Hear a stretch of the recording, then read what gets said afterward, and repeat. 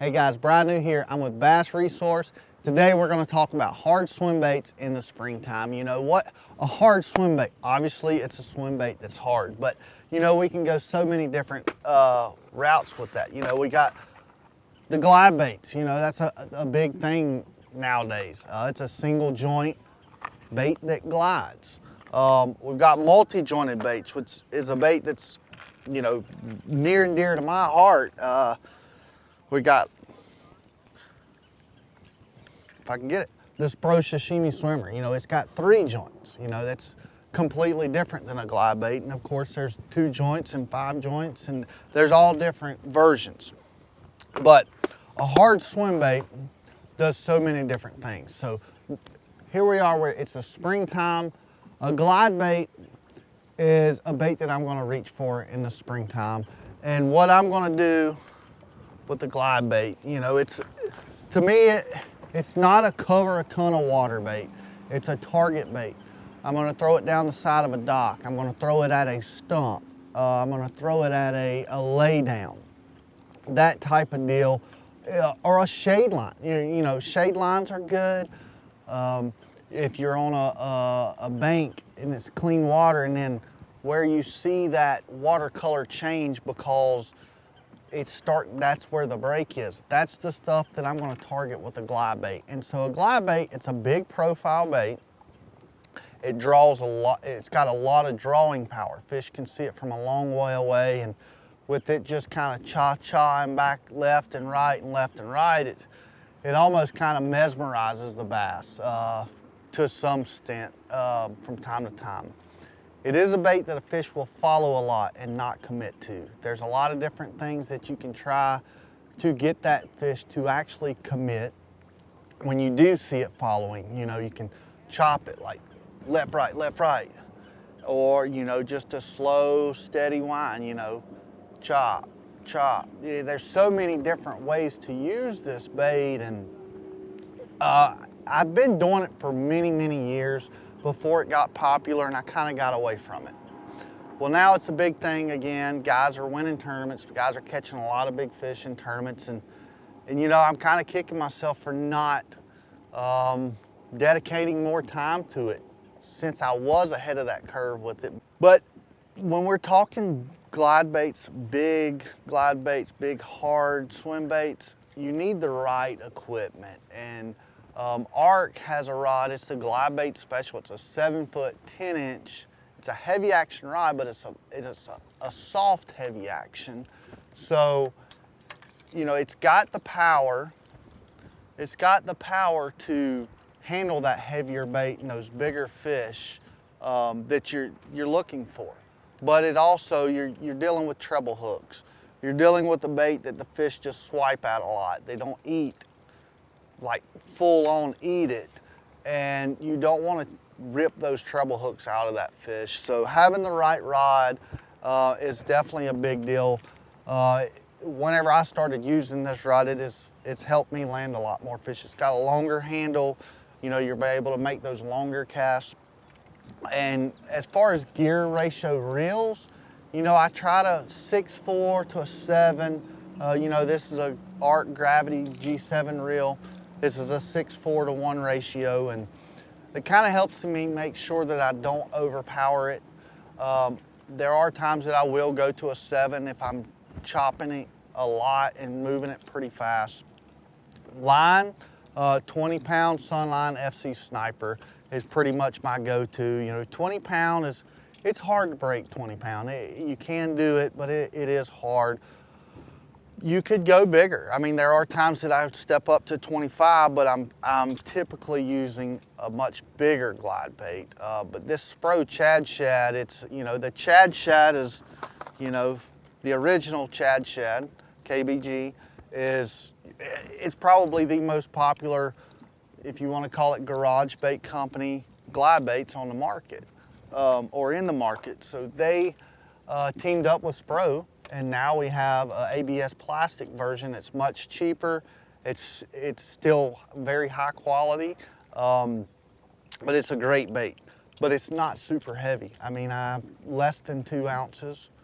But KGB also makes several other glide baits and bigger. And that's, when I'm using those bigger ones is when I'm gonna step up to that 25 pound it's a lot heavier bait. You know, we're talking 3, 4, 5, 6 ounce baits, and you just need a lot more power.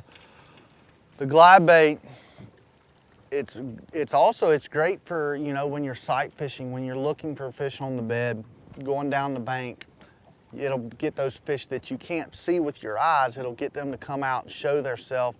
You can kind of see the direction that they came from. Oh, maybe there's a stump there, or there's a deep light spot that I really couldn't see what was going on, and the glide bait is going to help you do that. So kind of moving on from the glide bait, you know, I live in South Carolina. We have a lot of blueback heron lakes. The springtime, the blueback heron spawn. And you know, they get up real shallow on these flat clay points, really just anything hard, but flat clay points are, you know, one of the #1 targets. And I designed the Spro Sashimi Swimmer just for blueback heron lakes. I mean, it is a bait that I can go down the bank fishing as well, but that's not what it was designed for. It was designed for blueback herring fishing. So this is a pretty simple bait to use. You throw it and you wind it, and that's it. It's got a real tight action, like where that glide bait glides left, it glides right. Well, the more joints that you put in a bait, the tighter it is. So, you know, if I had 2 joints, it's gonna swim more of a S pattern. 3 joints like the sashimi, it's gonna be even tighter. Well, blueback heron doesn't swim like this. He's real tight. That's why we went with the more joints here. It's got that blueback heron profile, long, not super tall. And, you know, yeah, straight reel, cast, reel, and pretty quickly. You know, I throw this on an 8-to-1 gear ratio ARC G7 reel. I throw it on a 7-foot 2-inch medium action rod. It's got a regular taper. Once again, because of those treble hooks, the fish swipe at it a lot. You don't want to take that bait away from the fish. You don't want to rip those trebles out of the fish. And 16-pound Sunline FC Sniper. That 16-pound on the 125 size has kind of really been my deal. What I've found to be the best.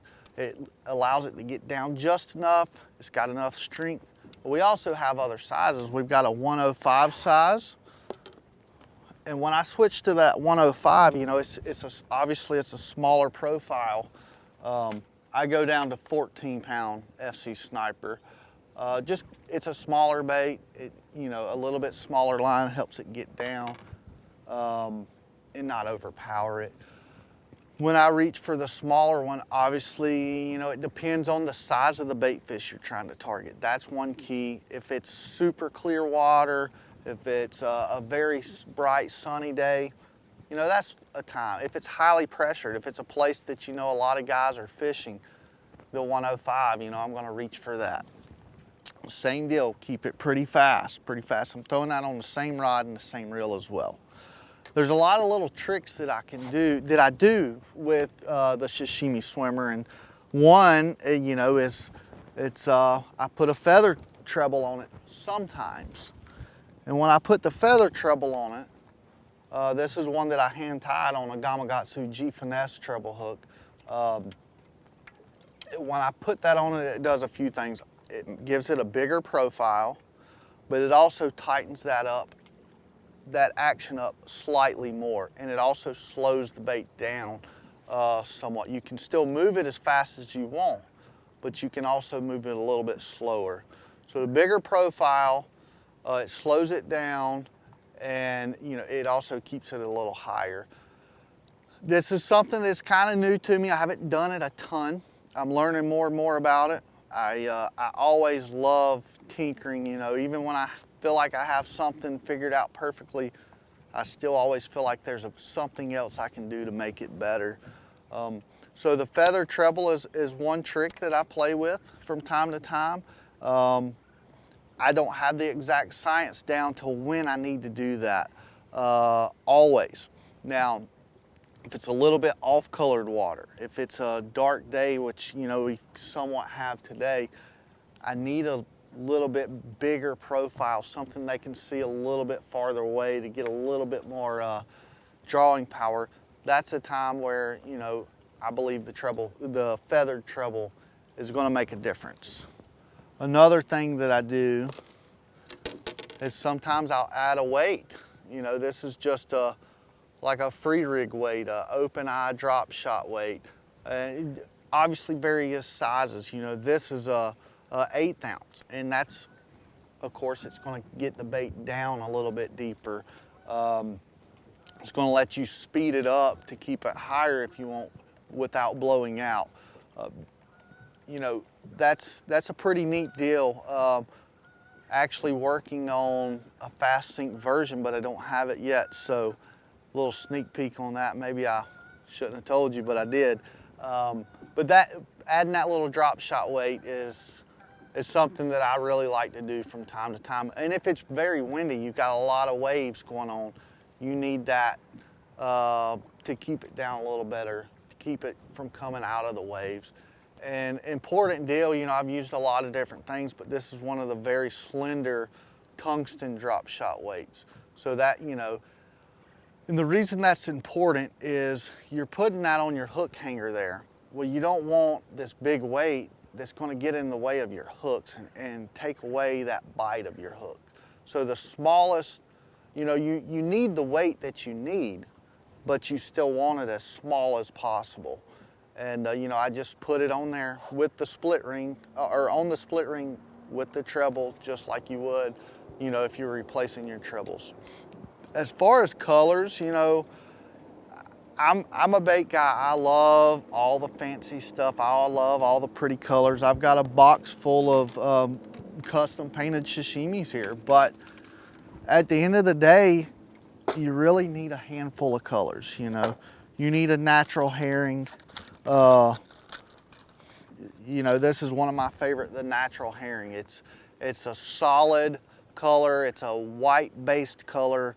It stands out good on dark days, somewhat stained water. That's when I'm reaching for these white-based, solid colors. It just stands out a little bit more. Of course, you've got to have chrome. On a herring lake, chrome is very, very important. When I'm reaching for chrome, it's going to be those bright bluebird sunny days. It's got more flash, which is going to have more drawing power. Chrome it's no secret on herring lakes. That's the #1 color. Bright bluebird sunny days is when I'm reaching for chrome. And of course you need a translucent color.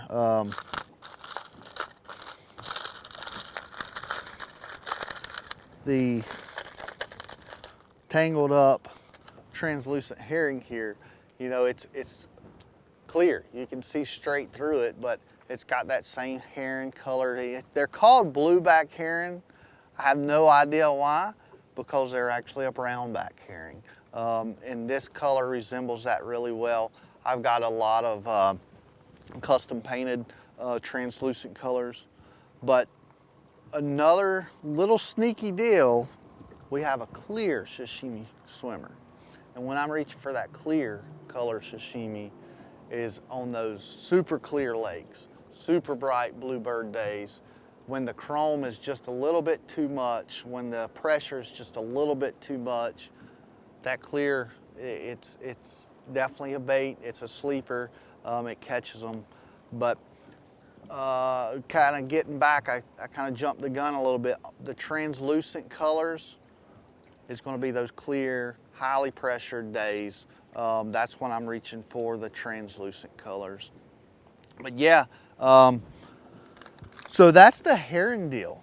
It's something I really love. It's so fun, and even adding in with live scope that we have nowadays. Now, I'm not a live scope lover by any means, but we get on these points and we see these big schools of fish chasing herring, and you throw that sashimi over there and you wind it fast over top of their head, and when 40 fish come up and they're all fighting over it, It's pretty dang fun, it is. But once again, I told you it's not just a herring fishing bait. Spotted bass flakes, it's out of this world good. Something about spots, they just cannot stand that that action. Largemouth as well, you know, they're not as aggressive as the spots, but they do bite it. And then even going farther up north in the smallmouth country, you know, the coontail perch are a big deal. Smallmouth eats so many of those. We even have a perch colored that I made just for up north, and you get on those flats, those same flats that the guys are throwing the, you know, the little fluff, the little hair jig up north for smallmouth, or a fluke style bait. You know, that's when I'm reaching for this. It's something that they haven't seen, and it looks, I mean, it's dead on a coontail perch. So it's a very versatile bait. You know, I've caught fish from Florida to New York and everywhere in between. Yes, it's a blueback herring design bait, but that's not all it's for. So try those out, some of those tips out, those tricks, and yeah, Spro Chad Shad, Spro Sashimi Swimmer. Yeah, it's a lot of fun. Try it out this spring.